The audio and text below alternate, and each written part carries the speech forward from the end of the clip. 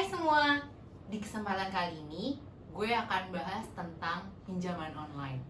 Nah, banyak banget nih yang suka ngadu ke gue bilang, Bro, masa kemarin gue minjem duit online? Pas ditagih gue diteror.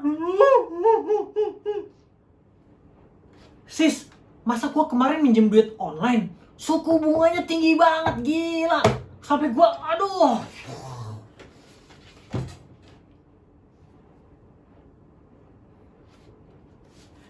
Tunggu. Gue kalau dapat kasus kayak gini, gue bisa gak sih memperoleh perlindungan hukum? tunggu dulu nih, terlepas dari pinjaman online, dalam praktik hidup sehari-hari, kita juga bisa minjem ke orang-orang terdekat kita. Contohnya orang tua, saudara-saudara kita, kakak, adik, ataupun teman-teman kita.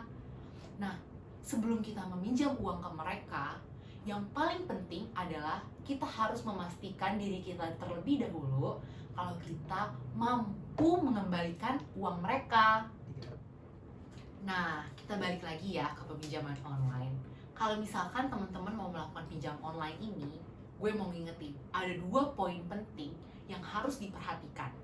Poin yang pertama udah gue jelasin nih tadi, yaitu kita harus memastikan diri kita kalau kita mampu mengembalikan uang yang kita pinjam tadi. Poin yang kedua, gak kalah penting dari poin yang pertama, yaitu suku bunga. Kita juga harus perhatikan suku bunga. Berapa besar suku bunga yang harus kita kembalikan bersama dengan pinjaman kita tadi. Mengenai penagihan utang yang dilakukan oleh perusahaan penyelenggara ketika sudah jatuh tempo, banyak nih yang menyuarakan bahwa cara penagihan utang perusahaan itu yaitu dengan cara meneror. Nah, kita harus perhatikan dulu, apakah benar mereka meneror? Atau jangan-jangan kita yang baperan? Teror menurut Kamus Besar Bahasa Indonesia adalah usaha menciptakan ketakutan, kengerian, dan kekejaman oleh seseorang atau golongan. Nah, ketahuan kan sebenarnya banyak SOP si perusahaan peminjaman online dalam menagih hutangnya ya dengan cara-cara seperti ini.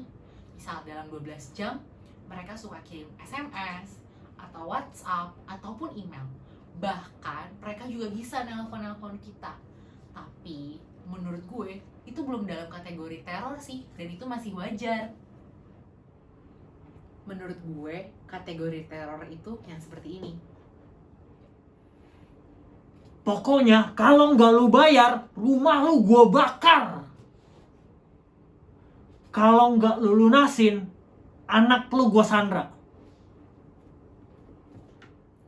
Kayak gitu tuh, paham kan? Kita lanjut ke poin yang kedua mengenai suku bunga. Saat konsumen ingin melihat ke salah satu perusahaan, kita harus jeli nih, apakah perusahaan ini suku bunganya terlalu besar sehingga kita tidak mampu membayar.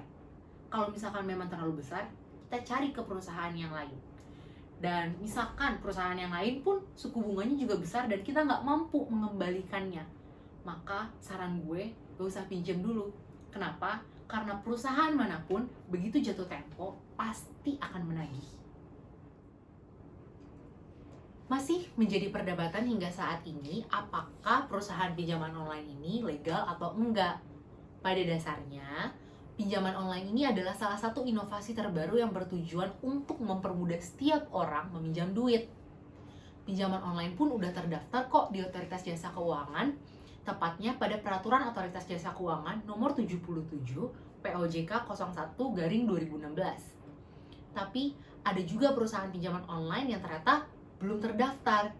Jadi, karena belum terdaftar di Otoritas Jasa Keuangan, maka belum ada legalitasnya. Oke, segitu dulu ya pembahasan kita mengenai peminjaman online. Semoga informasi dari gue bermanfaat.